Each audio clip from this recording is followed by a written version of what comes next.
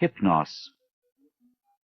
Apropos of sleep, that sinister adventure of all our nights, we may say that men go to bed daily with an audacity that would be incomprehensible if we did not know that it is the result of ignorance of the danger. Baudelaire. May the merciful gods, if indeed there be such, guard those hours when no power of the will or drug that the cunning of man devises can keep me from the chasm of sleep. Death is merciful, for there is no return therefrom. But with him who has come back out of the nethermost chambers of night, haggard and knowing, peace rests nevermore. Fool that I was to plunge with such unsanctioned frenzy into mysteries no man was meant to penetrate. Fool or god that he was, my only friend, who led me and went before me, and who in the end passed into terrors which may yet be mine. We met, I recall, in a railway station, for he was the center of a crowd of the vulgarly curious. He was unconscious, having fallen in a kind of convulsion which imparted to his slight black-clad body a strange rigidity. I think he was then approaching 40 years of age, for there were deep lines in the face, wan and hollow-cheeked, but oval and actually beautiful, and touches of gray in the thick, waving hair and small, full beard which had once been of the deepest raven black. His brow was white as the marble of Pentelicus, and of a height and breadth almost godlike.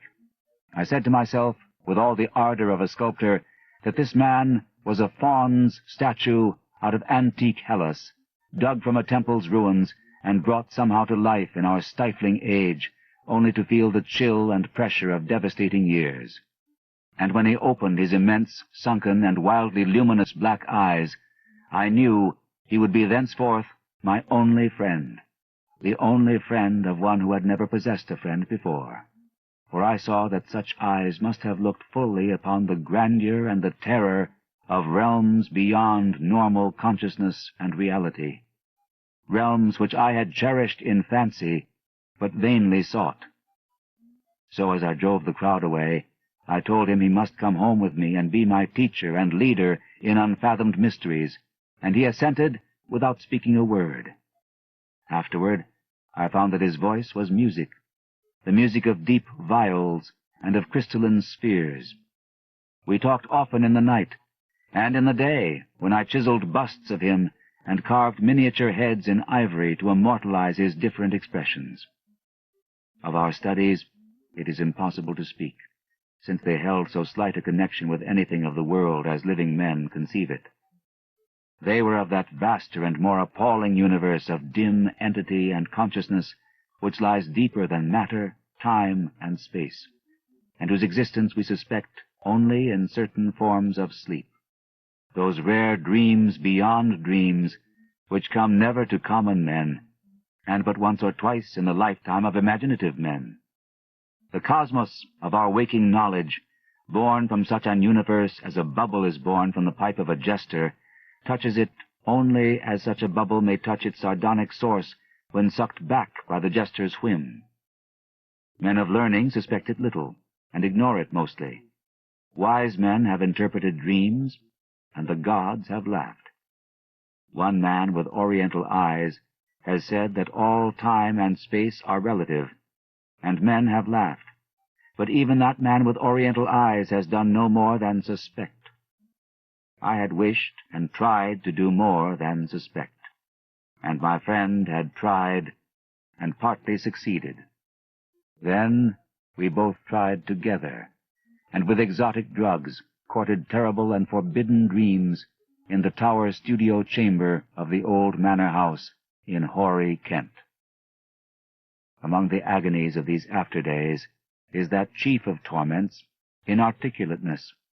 What I learned and saw in those hours of impious exploration can never be told, for want of symbols or suggestions in any language. I say this because from first to last our discoveries partook only of the nature of sensations, sensations correlated with no impression which the nervous system of normal humanity is capable of receiving. They were sensations, yet within them lay unbelievable elements of time and space, things which at bottom possess no distinct and definite existence. Human utterance can best convey the general character of our experiences by calling them plungings or soarings, for in every period of revelation some part of our minds broke boldly away from all that is real and present, rushing aerially along shocking, unlighted, and fear-haunted abysses, and occasionally tearing through certain well-marked and typical obstacles describable only as viscous, uncouth clouds of vapors. In these black and bodiless flights we were sometimes alone and sometimes together. When we were together, my friend was always far ahead.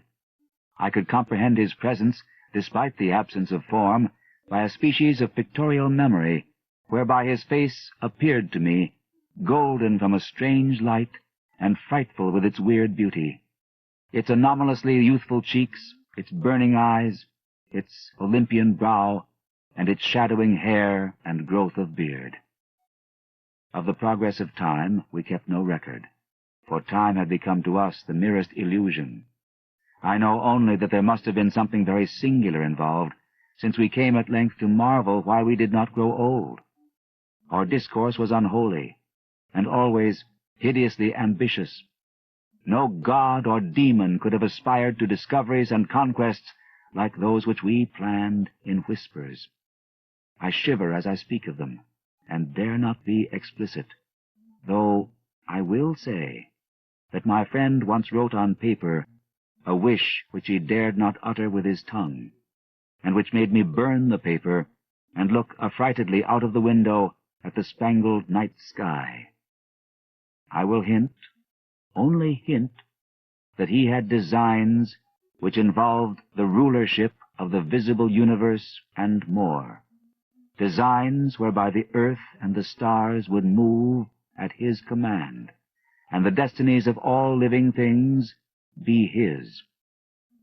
I affirm, I swear, that I had no share in these extreme aspirations. Anything my friend may have said or written to the contrary must be erroneous, for I am no man of strength to risk the unmentionable warfare in unmentionable spheres by which alone one might achieve success. There was a night when winds from unknown spaces whirled us irresistibly into limitless vacua beyond all thought and entity. Perceptions of the most maddeningly untransmissible sort thronged upon us, perceptions of infinity, which at the time convulsed us with joy, yet which are now partly lost to my memory and partly incapable of presentation to others. Viscous obstacles were clawed through in rapid succession, and at length I felt that we had been borne to realms of greater remoteness than any we had previously known. My friend was vastly in advance as we plunged into this awesome ocean of virgin ether, and I could see the sinister exultation on his floating, luminous, too youthful memory face. Suddenly, that face became dim and quickly disappeared, and in a brief space I found myself projected against an obstacle which I could not penetrate. It was like the others, yet incalculably denser, a sticky, clammy mass, if such terms can be applied to analogous qualities in the non-material sphere. I felt, been halted by a barrier which my friend and leader had successfully passed. Struggling anew, I came to the end of the drug dream and opened my physical eyes to the tower studio, in whose opposite corner reclined the pallid and still unconscious form of my fellow dreamer, weirdly haggard and wildly beautiful as the moon shed gold-green light on his marble features. Then, after a short interval, the form in the corner stirred, and may pitying heaven keep from my sight and sound another thing like that which took place before me. I cannot tell you how he shrieked, or what vistas of unvisitable hells gleamed for a second in black eyes crazed with fright. I can only say that I fainted, and did not stir till he himself recovered, and shook me in his frenzy for someone to keep away the horror and desolation. That was the end of our voluntary searchings in the caverns of dream. Awed, shaken, and portentous, my friend, who had been beyond the barrier, warned me that we must never venture within those realms again. What he had seen he dared not tell me, but he said, from his wisdom, that we must sleep as little as possible, even if drugs were necessary to keep us awake. That he was right, I soon learned from the unutterable fear which engulfed me whenever consciousness lapsed. After each short and inevitable sleep, I seemed older, whilst my friend aged with a rapidity almost shocking. It is hideous to see wrinkles form and hair whiten almost before one's eyes. Our mode of life was now totally altered. Heretofore a recluse, so far as I know, his true name and origin never having passed his lips, my friend now became frantic in his fear of solitude. At night he would not be alone, nor would the company of a few persons calm him. His sole relief was obtained in revelry of the most general and boisterous sort, so that few assemblies of the young and gay were unknown to us.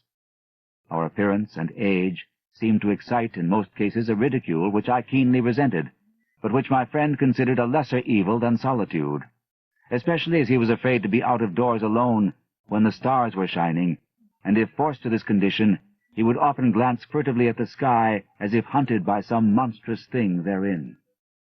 He did not always glance at the same place in the sky. It seemed to be a different place at different times. On spring evenings, it would be low in the northeast. In the summer, it would be nearly overhead. In the autumn, it would be in the northwest. In winter, it would be in the east, but mostly if in the small hours of morning. Midwinter evenings seemed least dreadful to him. Only after 2 years did I connect this fear with anything in particular, but then I began to see that he must be looking at a special spot on the celestial vault whose position at different times corresponded to the direction of his glance, a spot roughly marked by the constellation Corona Borealis. We now had a studio in London, never separating, but never discussing the days when we had sought to plumb the mysteries of the unreal world. We were aged and weak from our drugs, dissipations, and nervous overstrain, and the thinning hair and beard of my friend had become snow-white. Our freedom from long sleep was surprising, for seldom did we succumb more than an hour or two at a time to the shadow which had now grown so frightful a menace. Then came one January of fog and rain, when money ran low and drugs were hard to buy. My statues and ivory heads were all sold, and I had no means to purchase new materials, or energy to fashion them even had I possessed them. We suffered terribly, and on a certain night my friend sank into a deep-breathing sleep, from which I could not awaken him. I can recall the scene now, the desolate, pitch-black garret studio under the eaves, with the rain beating down, the ticking of our lone clock, the fancied ticking of our watches as they rested on the dressing-table, the creaking of some swaying shutter in a remote part of the house, certain distant city noises muffled by fog and space, and worst of all, the deep, steady, sinister breathing of my friend on the couch, a rhythmical breathing which seemed to measure moments of supernal fear and agony for his spirit as it wandered in spheres forbidden, unimagined, and hideously remote. The tension of my vigil became oppressive, and a wild train of trivial impressions and associations thronged through my almost unhinged mind. I heard a clock strike somewhere, not ours, for that was not a striking clock, and my morbid fancy found in this a new starting point for idle wanderings. Clocks, time, space, infinity, and then my fancy reverted to the locale as I reflected that even now, beyond the roof and the fog and the rain and the atmosphere, Corona Borealis was rising in the northeast. Corona Borealis, which my friend had appeared to dread, and whose scintillant semicircle of stars must even now be glowing unseen through the measureless abysses of ether. All at once, my feverishly sensitive ears seemed to detect a new and wholly distinct component in the soft medley of drug-magnified sounds, a low and damnably insistent whine from very far away, droning, clamoring, mocking, calling from the northeast. But it was not that distant whine which robbed me of my faculties, and set upon my soul such a seal of fright as may never in life be removed. Not that which drew the shrieks and excited the convulsions which caused lodgers and police to break down the door. It was not what I heard, but what I saw. For in that dark, locked, shuttered, and curtained room, there appeared from the black northeast corner a shaft of horrible red-gold light, a shaft which bore with it no glow to disperse the darkness, but which streamed only upon the recumbent head of the troubled sleeper, bringing out in hideous duplication the luminous and strangely youthful memory face as I had known it in dreams of abysmal space and unshackled time, when my friend had pushed beyond the barrier to those secret, innermost, and forbidden caverns of nightmare. And as I looked, I beheld the head rise, the black, liquid, and deep-sunken eyes open in terror, and the thin, shadowed lips part as if for a scream too frightful to be uttered. There dwelt in that ghastly and inflexible face, as it shone bodiless, luminous, and rejuvenated in the blackness, more of stark, teeming, brain-shattering fear than all the rest of heaven and earth has ever revealed to me. No word was spoken amidst the distant sound that grew nearer and nearer, but as I followed the memory face's mad stare along that cursed shaft of light to its source, the source whence also the whining came, I too saw for an instant what it saw, and fell with ringing ears in that fit of shrieking and epilepsy which brought the lodgers and the police. Never could I tell, try as I might, what it actually was that I saw, nor could the still face tell, for although it must have seen more than I did, it will never speak again. But always I shall guard against the mocking and insatiate Hypnos, lord of sleep, against the night sky, and against the mad ambitions of knowledge and philosophy. Just what happened is unknown, for not only was my own mind unseated by the strange and hideous thing, but others were tainted with a forgetfulness which can mean nothing if not madness. They have said, I know not for what reason, that I never had a friend, but that art, philosophy, and insanity had filled all my tragic life. The lodgers and police on that night soothed me, and the doctor administered something to quiet me, nor did anyone see what a nightmare event had taken place. My stricken friend moved them to no pity, but what they found on the couch in the studio made them give me a praise which sickened me, and now a fame which I spurn in despair as I sit for hours, bald, gray-bearded, shriveled, palsied, drug-crazed, and broken, adoring and praying to the object they found. For they deny that I sold the last of my statuary, and point with ecstasy at the thing which the shining shaft of light left cold, petrified, and unvocal. It is all that remains of my friend, the friend who led me on to madness and wreckage. A godlike head of such marble as only old Hellas could yield, young with the youth that is outside time, and with beauteous bearded face, curved smiling lips, Olympian brow, and dense locks waving and poppy-crowned. They say that haunting memory face is modeled from my own, as it was at 25, but upon the marble base is carven a single name in the letters of Attica, Hypnos.